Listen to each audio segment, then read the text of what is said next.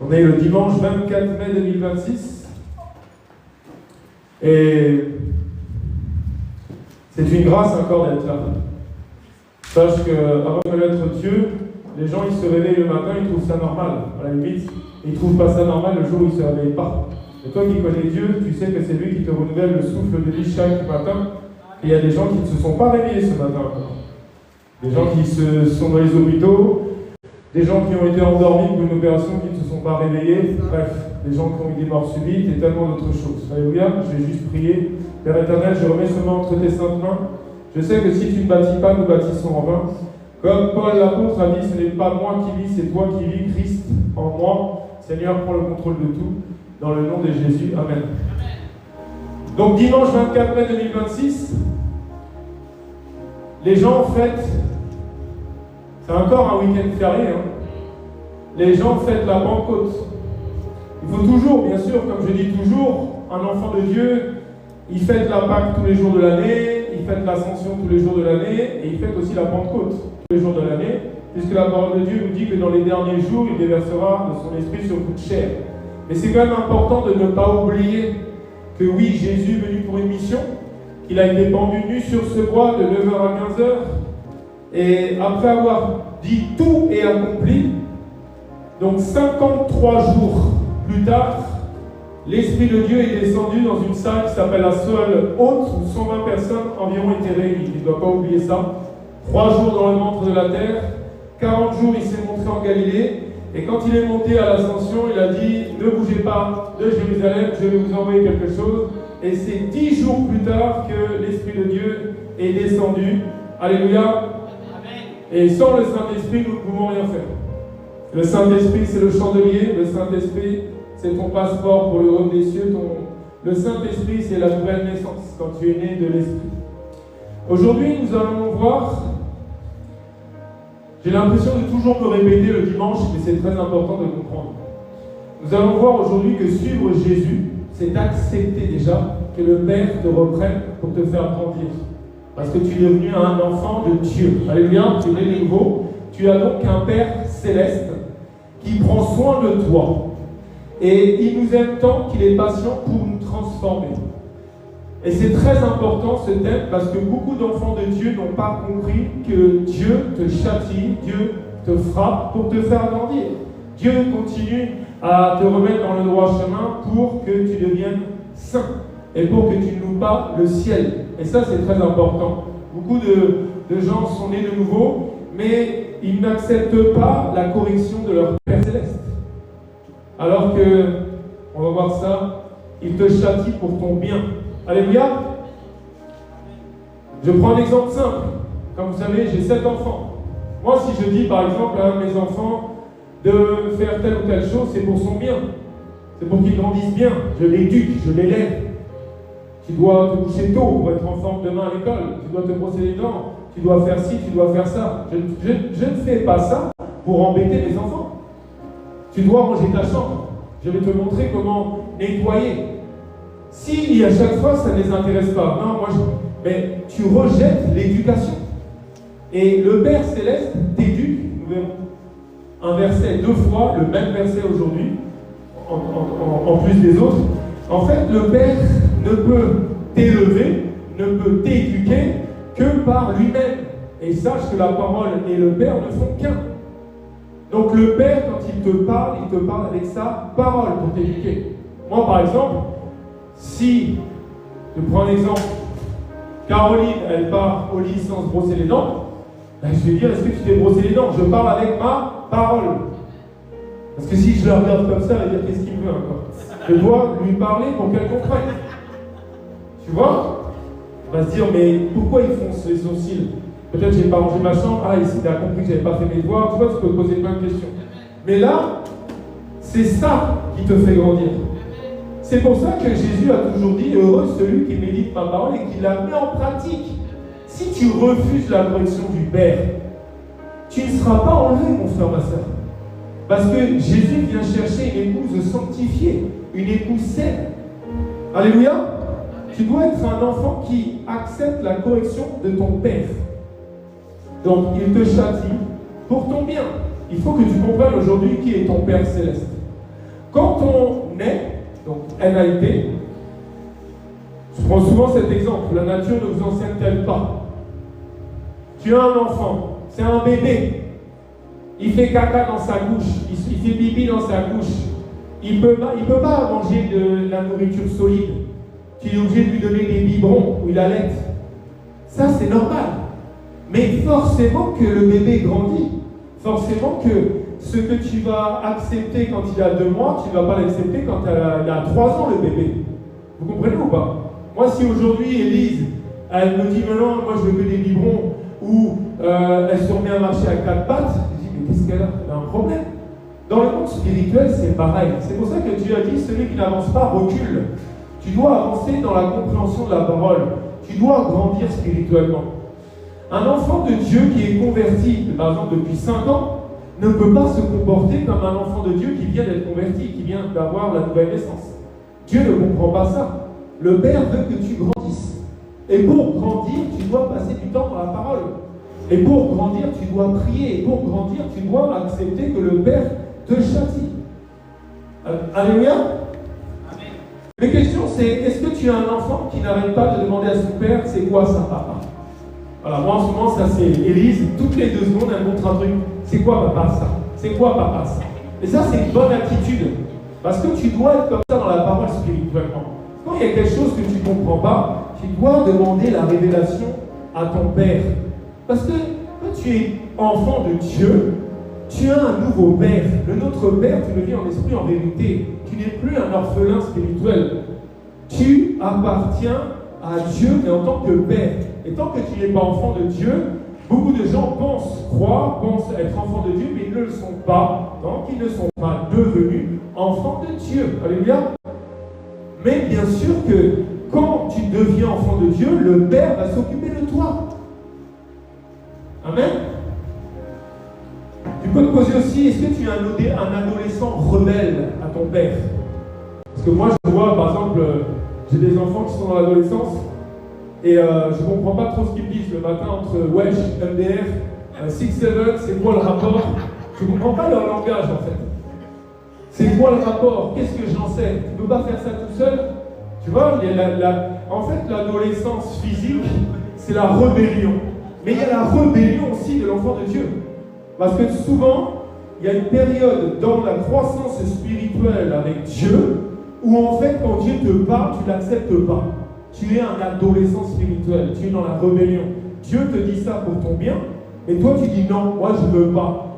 Va là, non, moi j'irai là. Si tu n'es pas content, c'est la même chose. Non, tu dois demander au Seigneur, si tu passes par cette adolescence, qu'il écourte ça rapidement. Parce que nous, on a tous un passage dans l'adolescence spirituelle. Où tu dis, non, moi, Dieu il a qu'à me donner un mari, sinon je vais vivre dans l'impudicité. Adolescence spirituelle. Non, moi j'ai trop de problèmes, l'alcool va m'aider.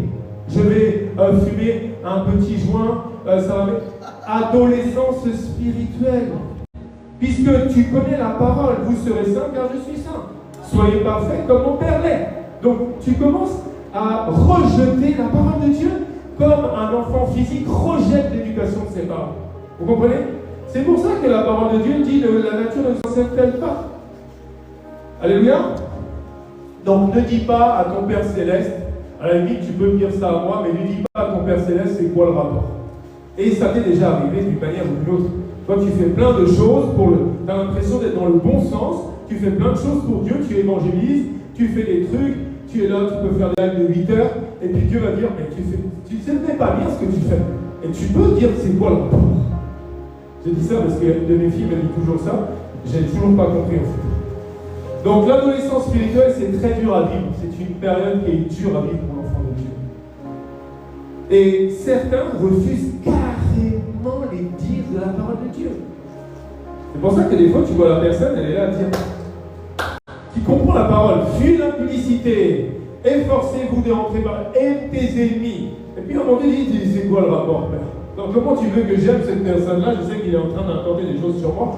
Il faut qu'il meure. Tu vois, tu es en train de carrément rejeter la parole. Donc si tu rejettes la parole, tu rejettes le Père. Parce que le Père est la parole de Dieu. Donc tu dois suivre Jésus et accepter que le Père te reprenne.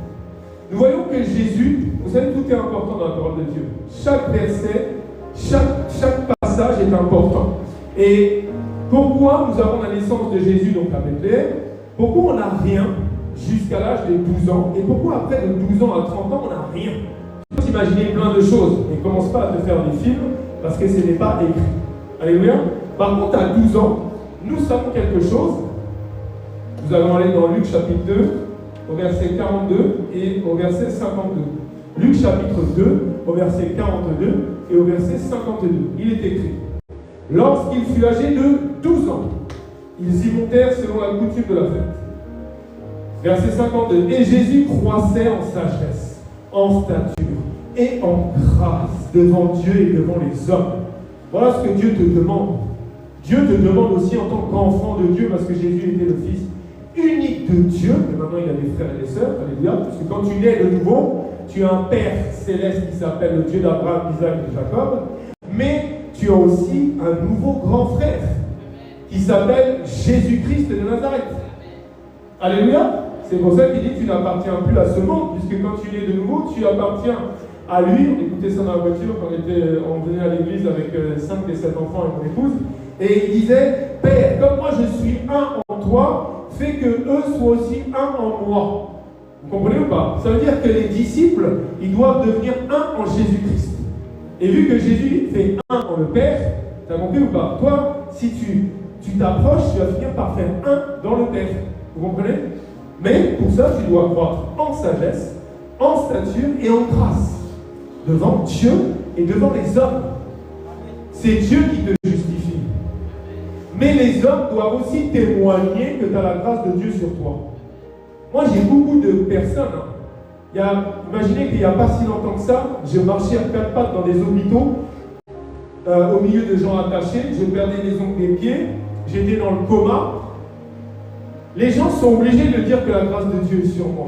J'ai une épouse, il a multiplié mes enfants, on voyage dans le monde entier, on a un ministère, le Seigneur il nous fait acheter un restaurant, il le dédouble, parce que maintenant on a 2 affaires à faire. Ce n'est pas moi, c'est la grâce de Dieu sur nous.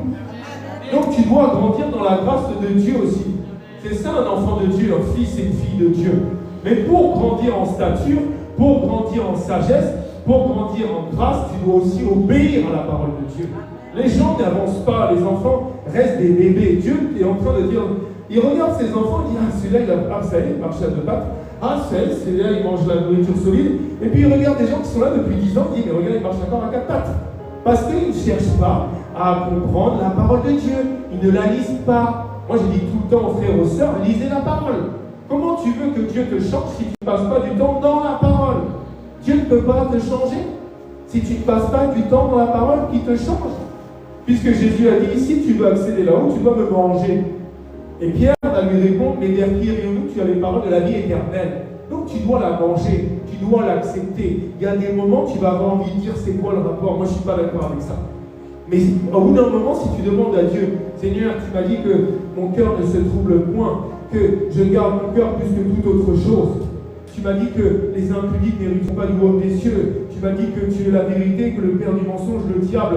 Aide-moi parce que j'ai menti. Aide-moi parce que je suis encore à l'aise dans le mensonge. Tu dois prier par rapport à la parole de Dieu. Pour grandir, tu ne peux pas mentir si tu es un enfant de Dieu.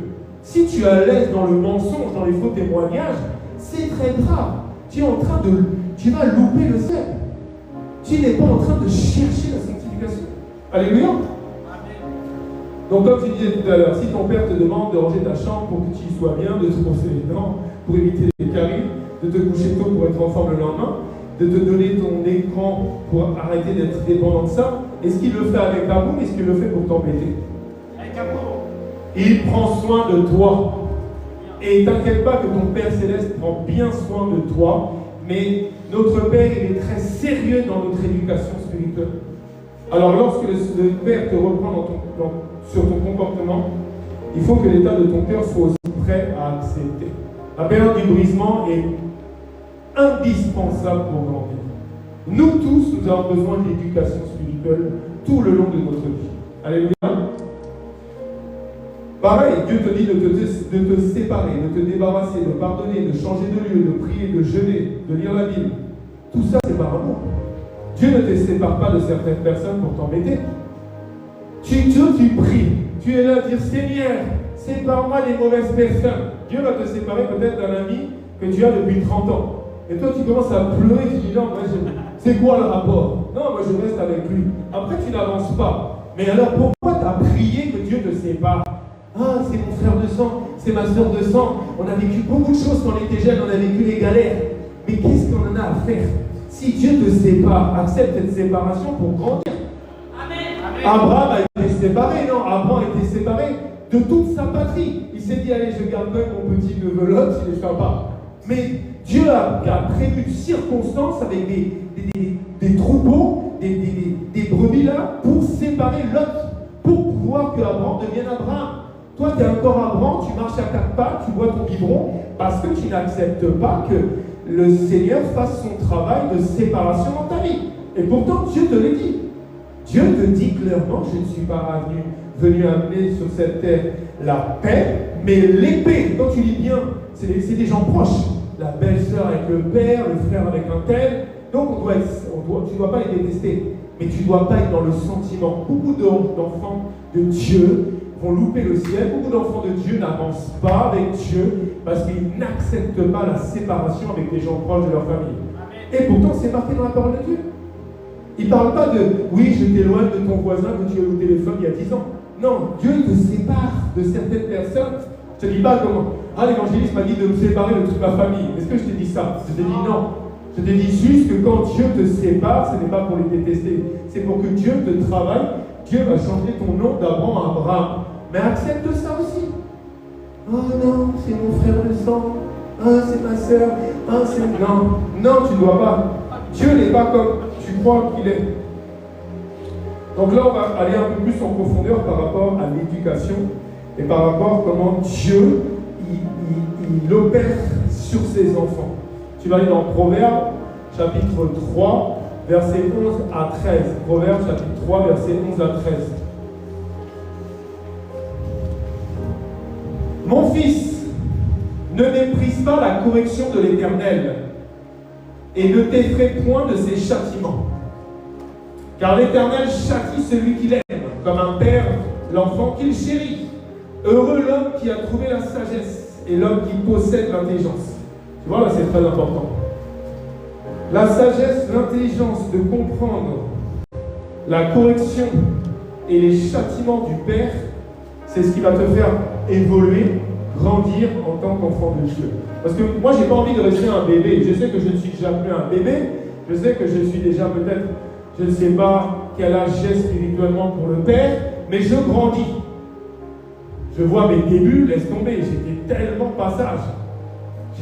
Quand je disais n'importe comment, ah oui, c'est clair, j'avais un zèle surdimensionné, j'étais là, je ne connaissais pas le monde spirituel, j'étais là, mais je faisais plus de mal qu'autre chose.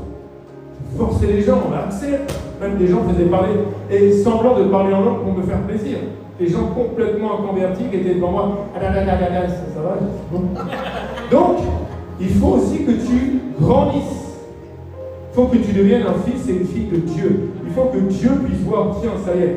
Parce que Dieu ne peut pas envoyer réellement dans sa moisson des gens qui ne sont pas des fils et des filles.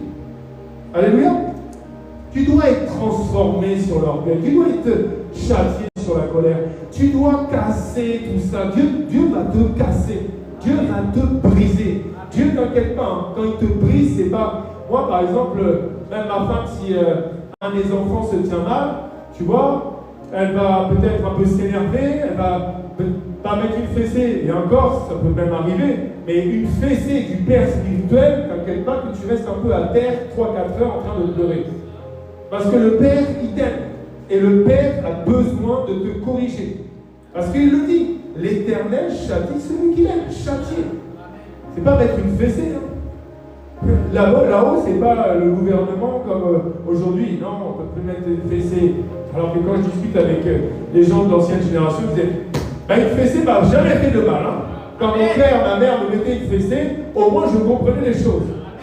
Aujourd'hui, on ne peut plus rien faire. Les enfants sont les rois, et du coup, regarde, ils commencent à être complètement perdus parce qu'ils n'ont plus d'éducation, ils n'ont plus d'encadrement.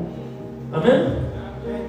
Donc gagner en sagesse et en intelligence, c'est grandir spirituellement. Premièrement, tu dois comprendre le châtiment du Père dans sa parole et l'accepter. Si tu ne l'acceptes pas, comment tu vas grandir? Si moi Et puis tu sais, le Père, il est beaucoup plus patient que nous. Beaucoup plus patient que nous. Parce que quand un enfant, au bout d'un moment, moi ça fait... des fois je leur dis, mets ta main sur la table, tiens-toi droit. Et pour rigoler, je lui dis, ça fait combien de fois que je te dis ça? 1000, 10 000, 100 000 fois, il ne peut pas savoir tellement que je lui dis de toute manière. Mais lui, il ne se lasse pas, le Père. Là-haut, il te répète les choses. Il a une patience. Il use de patience. Il use. Nous, nos enfants, c'est eux qui nous usent dans la patience de répéter toujours les mêmes choses. Amen. Donc, tu dois gagner en sagesse, tu dois gagner en intelligence afin de lui être entièrement agréable et afin qu'il puisse t'utiliser. Si tu crois qu'il va t'utiliser alors que tu es rempli de colère, de vaine gloire, de rivalité, de l'amour de l'argent, de l'orgueil, si tu forces les choses, tu vas aller en enfer avec tous tes trucs. Regarde combien d'hommes de Dieu aujourd'hui, Dieu n'est plus avec lui, Dieu n'est plus avec eux. Ils sont là, ils se sont enorgueillis. Ils n'ont rien fait, ces hommes de Dieu. C'est Dieu qui fait à travers eux, parce qu'à un moment donné, ils se sont laissés guider, ils se sont laissés. Jésus n'a rien fait sans l'Esprit de Dieu. Lisez bien la parole de Dieu. Jésus n'a pas fait un pas sans l'Esprit de Dieu. Il a tout fait par l'Esprit de Dieu. C'est l'Esprit de Dieu qui l'a poussé dans le désert, c'est l'Esprit de Dieu qui nous est prêché, c'est l'Esprit de Dieu. Mais l'Esprit de Dieu, il est saint. C'est pour ça qu'il vit dans un corps saint. Tu dois travailler tes pensées, tu dois travailler ton cœur, tu dois travailler ton caractère, tu dois travailler. Dieu te connaît. Moi, j'ai souffert de l'abandon, j'ai souffert du rejet comme tu n'imagines même pas. Je me suis senti abandonné dès ma naissance. Mes parents travaillaient tout le temps, ils n'étaient jamais là, ils étaient tout le temps au restaurant, ils étaient tout le temps à droite, à gauche.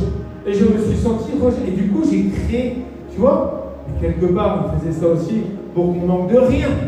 Donc, tu dois aussi ne plus en vouloir aux gens qui t'ont abandonné. Tu ne dois plus en vouloir aux gens qui t'ont rejeté. Ton seul ennemi, c'est le diable, c'est l'ennemi de ton âme. Tu as utilisé peut-être des gens proches et tu as des blessures. Et tu dois aussi travailler beaucoup ça.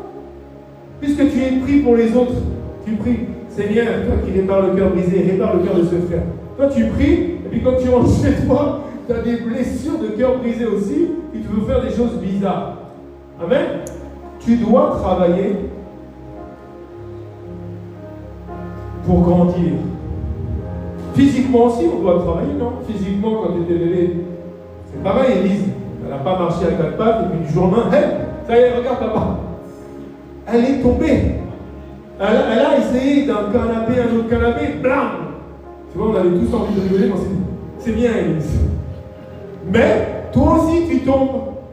Toi aussi, tu veux passer de quelque part à quelque part, mais tu vois que tu n'es pas encore prêt. Parce que Dieu prend son temps. Alléluia. Un passage très très important pour comprendre l'amour de notre Père et sa patience pour nous changer, pour nous corriger. On va aller dans Hébreux, bien sûr, chapitre 12, versets 6 à 11. Hébreux, chapitre 12, versets 6 à 11. Il faut vraiment que ça rentre en toi pour que tu comprennes que Dieu te reprend, Dieu te frappe par amour, pas parce que qu'est-ce qu'il est fatigant ce verset. Car le Seigneur châtie celui qu'il aime, et il frappe de la verge tous ceux qu'il reconnaît pour ses fils. C'est important. Supporter le châtiment, c'est comme des fils que Dieu vous traite. Car quel est le fils qu'un père ne châtie pas?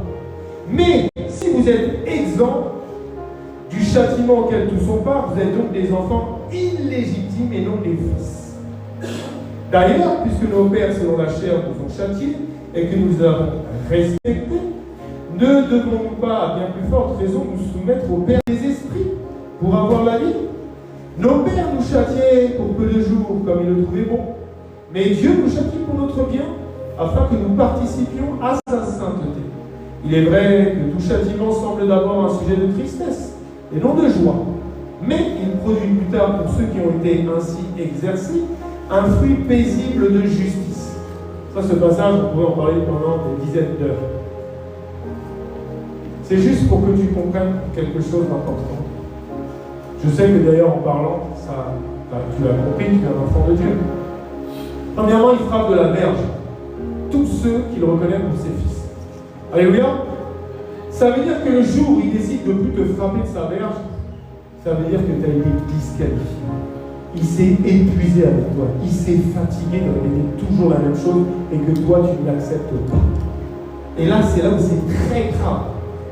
D'un enfant légitime, d'un enfant né de nouveau, tu deviens un enfant illégitime parce que tu rejettes ce qu'il n'arrête pas de te répéter jour et nuit. Dans sa parole. Je prends un exemple très simple. C'est toujours un peu le même sujet, mais c'est parce que ça me permet d'aller vite. Le Seigneur te dit, fuyez l'impudicité. Toi, tu es tombé une fois. Tu sais que c'est mal. Tu sais que les impudiques ne peuvent aller au ciel. Tu peux parler en langue. Dieu peut te parler par même audiblement des songes. Mais si toi, tu ne fuis pas ça, à un moment donné, tu vas être rejeté du livre de vie. Le chandelier te sera ôté et tu deviendras un enfant illégitime qui se retrouvera aux noces de la nuit avec un vêtement sale et Dieu te dira, mais qu'est-ce qu'il fait là, lui? Qu'est-ce qu'il fait là? L'acte de feu. C'est pour ça, ne blaguez pas avec la correction de votre Père Céleste. Parce que Dieu vous reprend chaque jour. Dieu est patient, comme nous sommes patients avec nos enfants. Moi, tous les jours, je suis obligé de répéter les mêmes choses à mes enfants. La dernière fois, avec Ephraïm, tu vois, il ne met jamais sa main sur la table, il se tape. Et j'ai fait comme ma grand-mère faisait. J'ai pas pris elle, c'était une règle en fait. J'ai pris une petite règle, tu sais, en plastique. J'ai tapé comme ça sur sa main. Ah, il s'est mis à pleurer direct. Mais c'est marrant, sa main n'a plus bougé du repas. Mais c'est pareil, le père, des fois, quand il veut vraiment te remettre dans le droit chemin, t'inquiète, t'inquiète pas. On l'a tous vécu en fait. Parce qu'il ne veut pas que ton nom soit effacé du livre de vie. Il ne veut pas que tu ailles en enfer. Il a donné Jésus à la croix par amour pour que tu sois sauvé. Mais n'oublie pas que la parole de Dieu nous dit par l'Esprit de Dieu dans la bouche de l'apôtre Paul à l'église de Thessalonicie, ceux qui ne connaissent pas Dieu, donc ceux qui ne sont pas nouveaux, et ceux qui n'obéissent pas à l'évangile de Christ, hériteront du lac de feu. Donc il ne faut pas oublier la suite du verset. Les gens disent, ah, Jésus est venu dans ma vie, la kalmiachi, moi je parle en langue. Et eux, ils rejettent carrément la correction du Père. Ils rejettent la parole de Dieu. Ils disent, non, non, non, trop compliqué. Priez sans cesse. Je dois prier pour ceux qui me persécutent. Non. C'est un ordre, non? C'est un ordre. C'est comme quand mon épouse dit, allez vous coucher maintenant, chacun dans son lit. C'est un ordre. C'est pas, bon, les enfants, il y en a qui veulent aller dans leur lit. Il te parle à l'impératif. Et Dieu te reprend comme ça. Amen. C'est un bon papa, notre Père Céleste. Il nous aime tant qu'il s'est donné lui-même.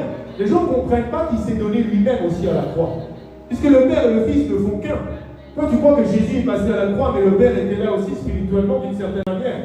Puisque quand tu relis, au commencement était la parole était avec Dieu, la parole est Dieu. Et Dieu est sorti de lui-même. C'est quand même bizarre, non? Jésus a qui? Il est dans le Père.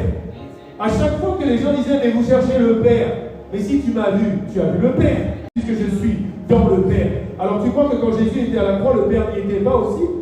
Il faut comprendre. La parole de Dieu s'est faite chair. Les clous sont venus dans cette parole faite chair. Ce verbe incarné divin. Alléluia. Mais tu dois accepter d'être transformé, d'être changé. Comme je disais, Dieu nous aime et Dieu est patient. Et il y a un verset que j'aime bien, c'est 2 Thessaloniciens chapitre 3 verset 5.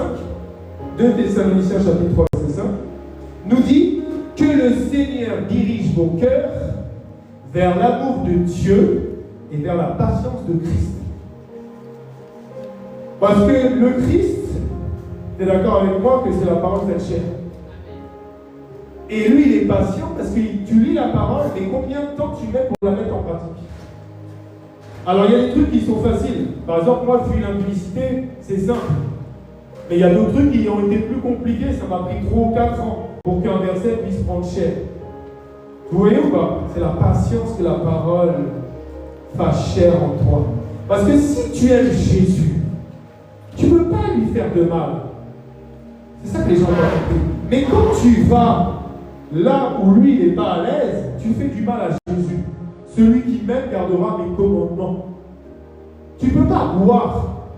En fait, pour tous ceux qui ont des problèmes d'addiction, tu dois penser que quand tu bois, quand tu fumes, quand tu te drogues, c'est Jésus qui est en train d'intoxiquer, puisqu'il vit en toi par son esprit. Comment tu peux boire jusqu'à le point d'être ivre? Comment tu peux prendre des drogues fortes au point de... Tu es en train de souiller le temple du Saint-Esprit. Et Dieu te dit que si tu détruis mon temple, je te détruirai. Et ça veut dire quoi? Ça veut dire qu'il va te détruire au dernier jour, il va te rejeter. Parce que lui, t'inquiète pas, il va récupérer son esprit. Amen. La patience du Christ est infinie. N'oublie pas qu'il est l'alpha et l'oméga. Nous, des fois, avec les enfants, pour ceux qui ont des enfants, des fois c'est hyper compliqué. Notre patience est mise à rude épreuve. Moi, je me rappelle une fois encore pour Ephraim, tellement qu'il m'a énervé, j'ai obligé de sortir de la maison parce que en fait, il avait, tu sais, la goutte qui fait déborder le vase. Ma patience était trop, donc j'ai dit. Sauf que Jésus, lui, il reste comme ça. Sauf le jour où il est dans la barre, il te met de côté. Alléluia. 2 Pierre, chapitre 3, verset 9. 2 Pierre, chapitre 3, verset 9. Le Seigneur ne tarde pas dans l'accomplissement de la promesse, comme quelques-uns le croient, mais il use de patience envers vous, ne voulant pas qu'aucun périsse, mais voulant que tous arrivent à la repentance. Voilà. Maintenant, on ne te prêche plus la repentance. Alors que la repentance est la base de tout. Quand tu pêches, tu dois te repentir. Mais tu dois te repentir pour ne jamais recommencer. Tu ne dois pas te dire, oui, moi, je sais que de toute façon, je vais dans le péché, j'ai un Dieu qui va me pardonner. Ça ne marche pas avec Dieu. Comme une sœur qui nous disait, je me pardonne moi-même, je me suis pardonné. Ça ne marche pas. Le seul qui pardonne, c'est Dieu. Alléluia. Non, on ne blague pas avec ça. Et regardez, il use de patience pour faire quoi? Premièrement, pour que tu ne périsses pas, que tu n'ailles pas en enfer. Et deuxièmement, pour que tu arrives à une repentance sincère. Parce que, je vais vous expliquer, quand tu te repens sincèrement, l'état de l'art dans lequel ça t'a mis, parce que Dieu t'a montré comment tu le faisais du mal dans la pratique du péché qui est l'iniquité, tu ne pourras pas recommencer ce péché. Parce que tu vois comment tu as fait du mal à ton Seigneur. Celui qui est nu, qui a été nu sur ce bois de 9h à 15h, tu ne peux plus. Une vraie repentance, c'est ça. C'est de voir comment tu as fait du mal à Dieu. Tu es là à dire, pardon Seigneur, hop, je me repens Seigneur. Et 3 semaines après, tu as recommencé. Tu ne t'es pas repenti, tes mots n'ont jamais été accordés avec ton cœur et Dieu ne t'a jamais montré le mal que tu lui as fait dans ton péché. C'est la différence entre la repentance sincère et des repentances qui n'ont pas de sens. Amen. Tu ne peux pas espérer aller au ciel si tu refuses de grandir en Christ. C'est clair. Dieu te demande, soyez parfaits comme mon Père l'est. Vous serez saints car je suis saint. Le Saint des Saints, le Saint d'Israël s'appelle Jésus, il vit en toi par son esprit, et le je suis vit en toi. Il dit, vous serez saints car je suis saint. Mais si toi tu rejettes qu'il grandisse en toi, parce que c'est lui qui va grandir en toi pour te faire grandir aussi, c'est que tu as rejeté Dieu. Alléluia. Alors qui a envie de grandir après cette prédication avec Dieu et de ne pas louper le ciel? Alléluia. Le diable attaque les versets clés qui permettent aux gens d'aller au ciel. Par exemple, il attaque beaucoup le verset, il n'y a qu'un seul Dieu, il y a un seul médiateur entre Dieu et les hommes, c'est Jésus-Christ, homme. Je suis le chemin, la vérité et la vie, nul ne vient en Père que par moi. Ça, il attaque beaucoup le diable. Pour ça, tu vois plein de gens qui prient des statues, des pseudo-saints, la maman de Jésus, et tous ces gens-là sont disqualifiés du ciel parce qu'ils ont désobéi à Dieu. Vous voyez comment le diable il amène des gens en enfer? Ils les font désobéir avec la ruse. Alléluia.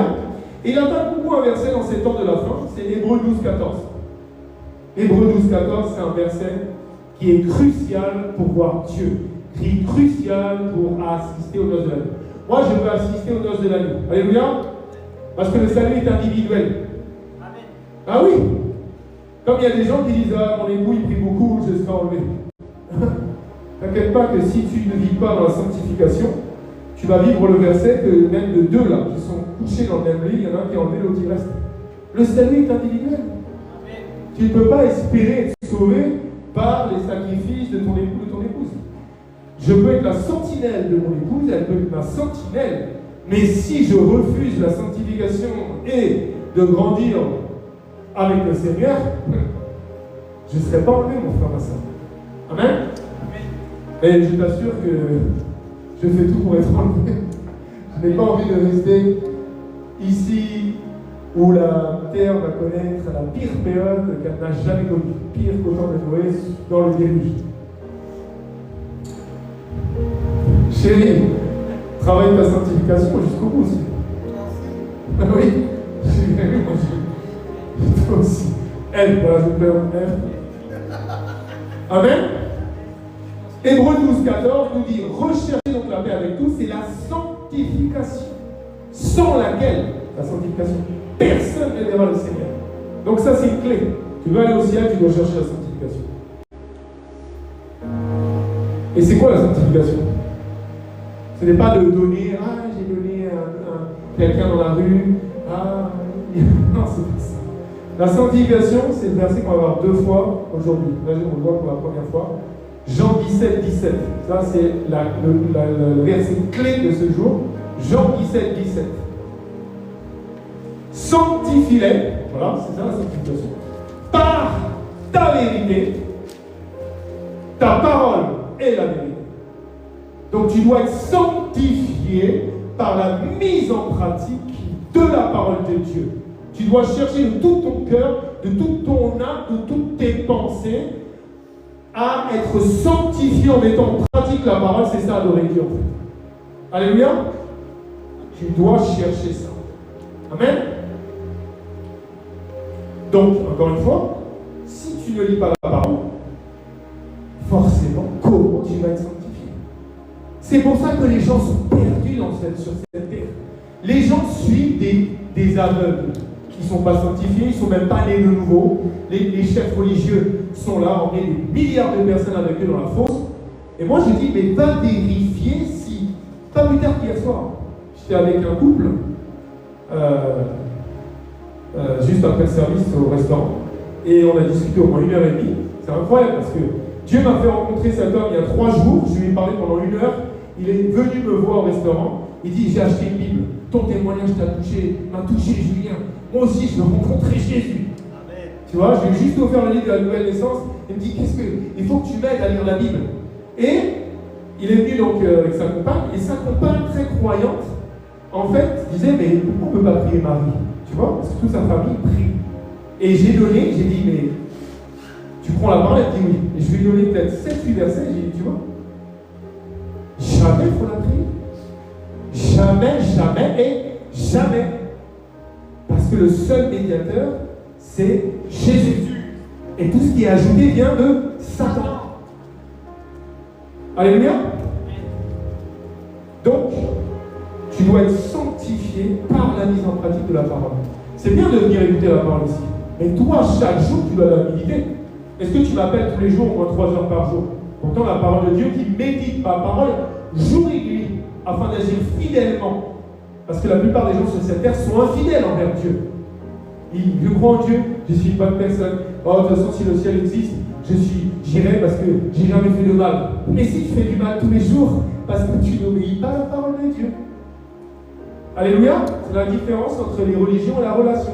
Avoir une relation avec Dieu, c'est déjà le connaître, apprendre à le connaître dans sa parole, dans l'écriture, pour lui obéir. Tu ne peux pas obéir à quelque chose que tu... C'est comme, vous voyez, quand vous allez à l'école, il y a un règlement, non? Si tu ne lis pas le règlement, tu vas faire des choses. Vous dites, et vous n'avez pas le droit de faire ça. Ah bon? C'est écrit où? Le règlement. Ah, ben le règlement pour aller au royaume des cieux, c'est la Bible. Donc lis ta Bible tous les jours. Arrête de te faire distraire dans des séries, des choses débiles à la télé. Arrête de passer du temps pendant des heures à discuter occupé avec ta famille pour rien. Si tu parles avec ta famille, tu dois parler de la parole de Dieu. Tu ne dois pas parler de choses comme ça. Moi, j'ai rencontré des grands occultes. J'en ai rencontré un qui me dit, nous, dans l'occultisme, on a le droit de rester maximum 2 minutes au téléphone. On ne perd pas de temps. Parce que notre maître, il faut passer. Tu vois? Non, c'est des clés. Arrêtez de perdre du temps dans votre téléphone. Lis ta Bible. Dieu va te juger sur la parole de Dieu. Dieu te jugera sur comment tu as mis en pratique sa parole. Ce n'est pas des blagues. Philippiens chapitre 3, verset 1 nous dit, au reste, mes frères, réjouissez-vous dans le Seigneur. Je me lasse point de vous écrire la même chose. Et pour vous, cela est salutaire. Voilà. Moi, je ne me lasse de te répéter la même chose tous les dimanches. Mais l'apôtre Paul ne se lassait de toujours répéter la même chose. Et il priait du Seigneur. Parce que l'apôtre Paul a été utilisé dans un ministère très spécial. Il était très soucieux que les gens ne soient pas présents dans la présence de Dieu à chaque instant. C'est pour ça qu'il disait toujours, maintenant que je suis absent, toi tu dois encore plus chercher la sainteté. Toi tu dois encore plus prier, encore plus jeûner. Parce que l'apôtre Paul avait peur que tout soit, oh c'est Paul, c'est mouchoirs, guérissent tout le monde dans les hôpitaux. Tu vois les hypocrites, ils viennent ici à l'église, il y a l'apôtre Paul. Je prie à genoux, Seigneur. Puis dès que l'apôtre Paul a le dos tourné, tiens, elle est pas mal la nana là. C'est ça que Paul avait peur aussi dans son ministère. Parce que Paul avait la révélation de comment tu pouvais perdre ton salut. Alléluia. Donc le Seigneur ne cesse de répéter toujours les mêmes choses pour ton salut. Donc il disait, je ne me lasse point de vous écrire les mêmes choses. Et à Yahweh Shammah, on se lasse, moi je ne me lasserai pas, puisque quand je lis la parole, plus je la lis, plus ça me conforme, plus ça me réconforte, plus je comprends comment Dieu il est. Et ici, c'est pour te préparer aux noces de l'agneau, pour que tu ne loues pas l'enlèvement.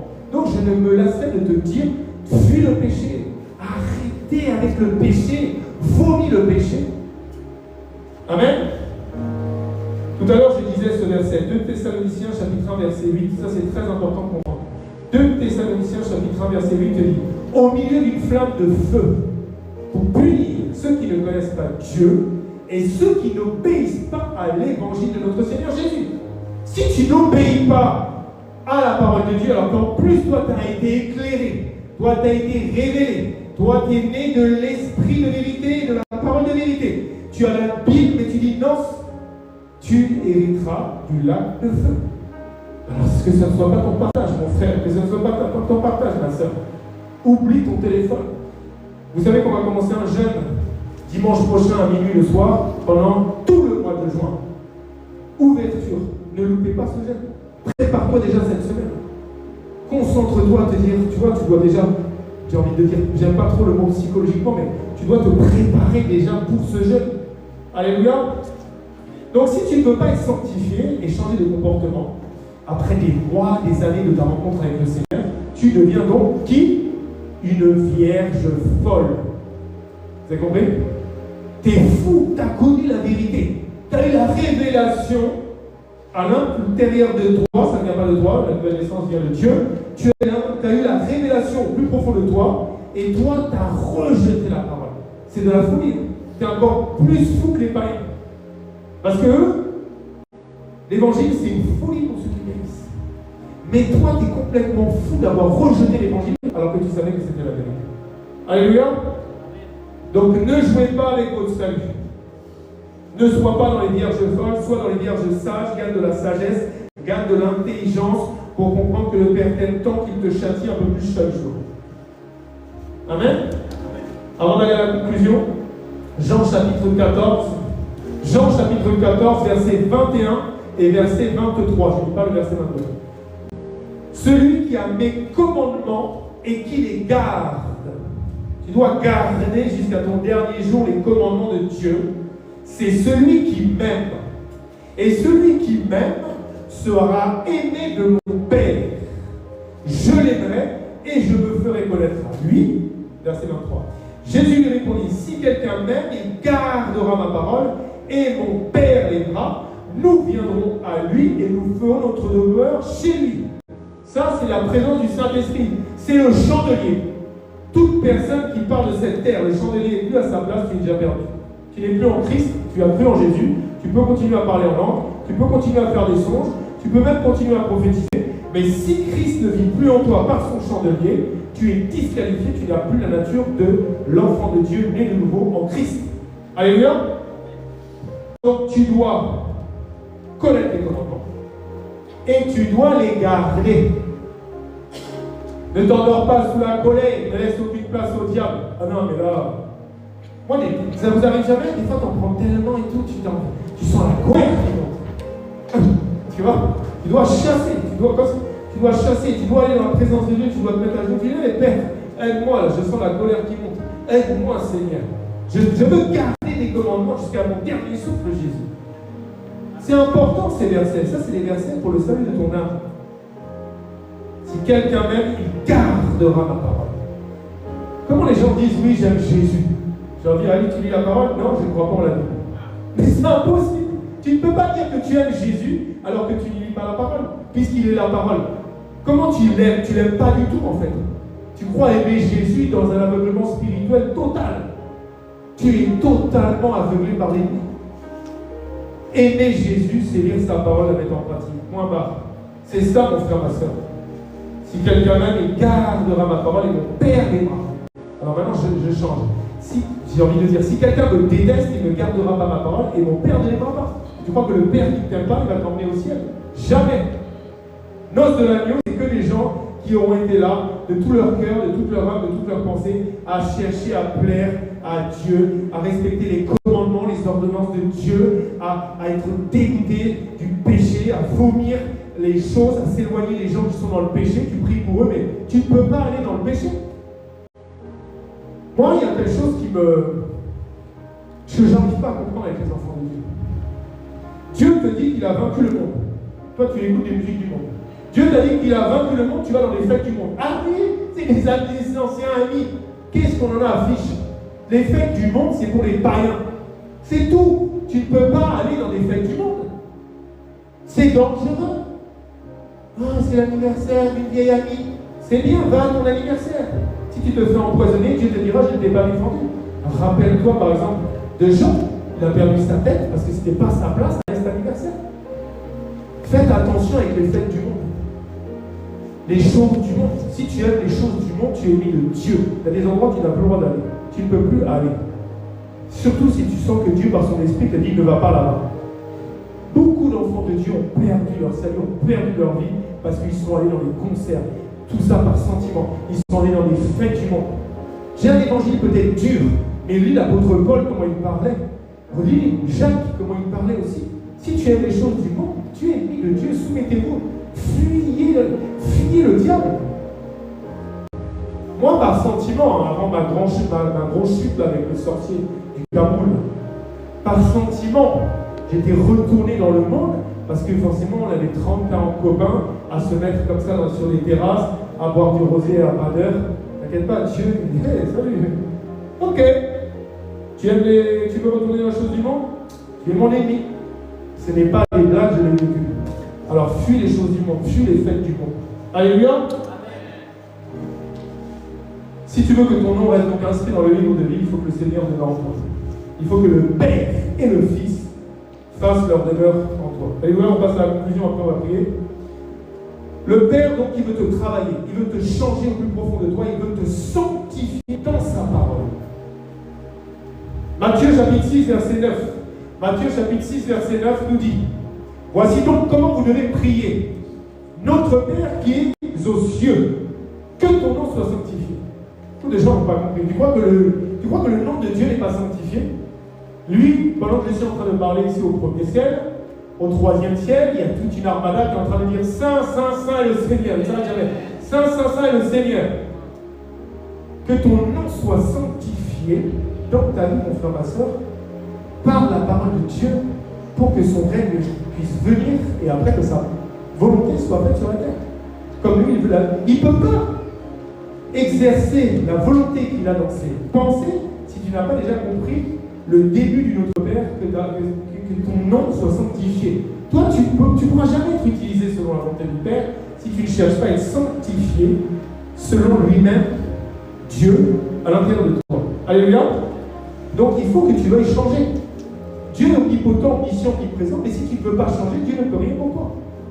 Bah oui, l'apôtre Paul le disait, misérable que je suis, qui va me délivrer de ce corps de mort? Le salaire du péché, c'est la mort. Le mal que je ne peux pas faire, c'est ce que je fais. Seigneur, 10 jours à 7, ok.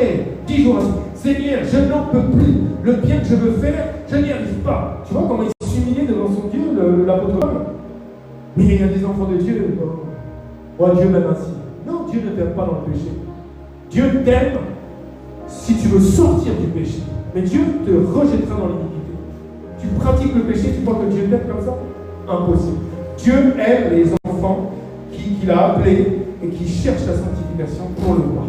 Alléluia. Donc, ayons une bonne attitude. Remercie le Père à partir d'aujourd'hui, peut-être tu le faisais déjà, mais quand il va te reprendre, tu lui dis merci de me châtier. Vous savez, la houlette et le bâton me rassurent. Je me suis toujours demandé si c'était le bâton là, ou la houlette pour les ennemis ou pour toi-même. Ta houlette et ton bâton me rassurent.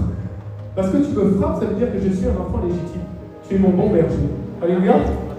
Donc tu dois toujours lui rendre grâce pour la patience qu'il a envers toi, à te changer. Et par les mains de qui? De la vérité. Qui? Le bon potier. Mais beaucoup de gens n'acceptent pas d'être changés par le bon potier Jésus. Donc si tu n'acceptes pas, tu rejettes Jésus, tu rejettes le Père, tu rejettes Dieu. C'est très important la sanctification. C'est la clé. Repentance, sanctification. J'ai toujours dit avec mon épouse, nous, ici, Yahweh Shammah, on est utilisé dans la délivrance, dans la guérison miracle, c'est bien. Mais la base, c'est la repentance et la sanctification.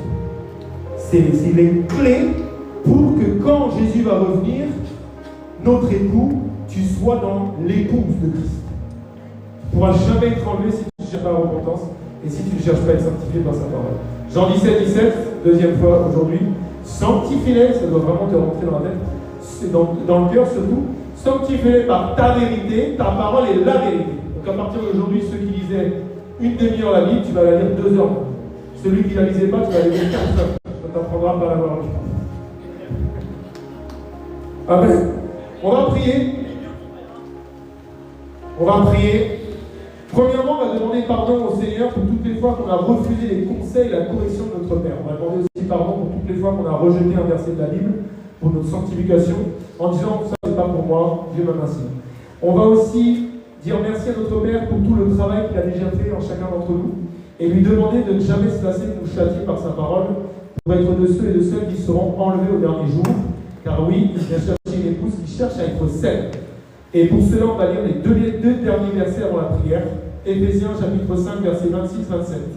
Afin de la sanctifier, confiant par qui? La parole, après l'avoir purifiée par le baptême d'eau, ça c'est que le départ, afin de faire paraître devant lui cette église glorieuse, sans tache, ni ride, ni rien de semblable, mais sainte et irrépréhensible. Mon frère, ma soeur, prie que le Seigneur ne se lasse pas de te châtier et remercie-le pour tout ce qu'il a déjà fait dans ta vie au niveau de tout ton être. Père éternel, je te rends grâce, Seigneur. Merci, Seigneur, pour toutes les fois, Seigneur, où tu as pris du temps avec moi et tout ce temps, cette patience, Seigneur, pour me changer. Seigneur, j'implore ta miséricorde. Je veux rependre, Seigneur, pour toutes les fois où j'ai rejeté ta correction. J'ai refusé tes conseils, Seigneur. Seigneur, pardonne-moi, Seigneur, pour toutes les fois, Seigneur, où, à travers un verset, j'ai cru que c'était pour mon frère, ma soeur, mais je ne l'ai pas pris pour moi, parce que je n'acceptais pas d'être brisé dans l'orgueil, brisé dans la colère, brisé dans la publicité, brisé dans les dépendances, brisé dans les grogneries. Seigneur, j'implore ta miséricorde, Père. Ta miséricorde pour chacun d'entre nous. Merci parce que nous savons que Yahweh Shammah, c'est toi-même ici, l'Éternel des armées, le vrai Dieu unique d'Abraham, Isaac et de Jacob.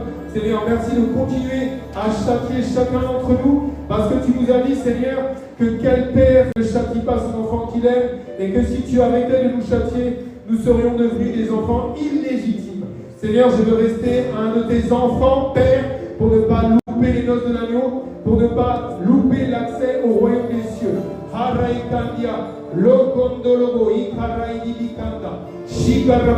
Au nom de Jésus, Père, aide-moi, Seigneur, à supporter ta correction. Aide-moi, Seigneur, à supporter le brisement. Aide-moi à grandir, Seigneur. Je veux être un fils digne du royaume, Père. Aide mon frère, aide ma soeur, aide mon épouse, aide mes enfants à accepter ta correction et à comprendre, être conscient de combien tu nous aimes et combien tu es patient, Seigneur, avec chacun d'entre nous, pour nous changer, pour nous sanctifier dans ta parole qui est Jésus. Aide-moi à méditer encore plus ta parole. Aide mon frère et ma soeur à passer beaucoup de temps dans ta parole pour que tu puisses le sanctifier.